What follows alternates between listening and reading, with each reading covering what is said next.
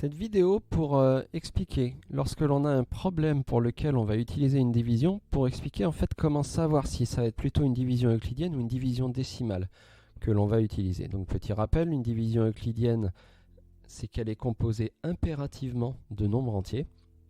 Une division décimale, elle, peut aller après la virgule. Alors je dis peut aller parce que finalement, si on n'en a pas besoin, on peut quand même avoir une division formée de nombres entiers. Mais en tout cas, pour la division décimale, il est possible d'obtenir des résultats décimaux, c'est-à-dire allant après la virgule. Alors, pour expliquer comment repérer si on va utiliser une division euclidienne ou décimale dans un énoncé de problème, j'ai donc mis deux énoncés de problème ici. La consigne me demande de trouver si ces problèmes se résolvent avec une division euclidienne ou une division décimale. Eh bien, c'est très simple. Je vais tout simplement essentiellement observer ce que l'on me demande de trouver dans ces énoncés de problème.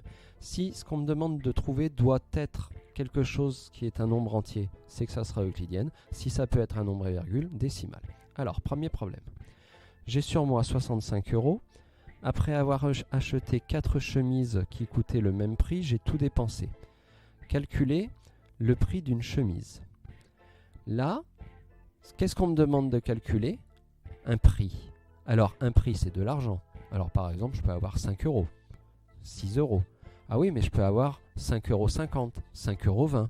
C'est-à-dire que 5,20 €, c'est 5,20. C'est-à-dire qu'un prix, ça peut être un nombre à virgule.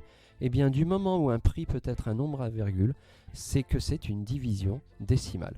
D'ailleurs, si je résolvais ce problème, je ferais 65 € divisé par 4. Il se trouve que ça me donne un résultat à virgule. Enfin, même si ça ne me donnait pas un résultat à virgule, ce que je regarde, c'est ce que je veux trouver. Un prix, c'est quelque chose qui peut être décimal, qui peut aller après la virgule. C'est donc une division décimale pour ce premier exercice. Deuxième problème. J'ai 427 cartes Pokémon. Pour les ranger plus facilement, je fais des piles de 50 cartes. Calculez combien je vais avoir de piles en tout. Alors, des piles de cartes, je peux avoir 6 piles. Je peux faire 6 piles de cartes. Je peux faire 7 piles de cartes. Est-ce que je peux faire 6,3 piles de cartes? Non, ça n'existe pas. C'est-à-dire que le nombre de piles de cartes que j'obtiendrai, ça sera un nombre entier. Ça veut dire que là, dans ce cas-là, c'est une division euclidienne. Parce que si j'obtiens un nombre à virgule, ça ne me permettrait pas de répondre à la question combien je vais avoir de piles en tout.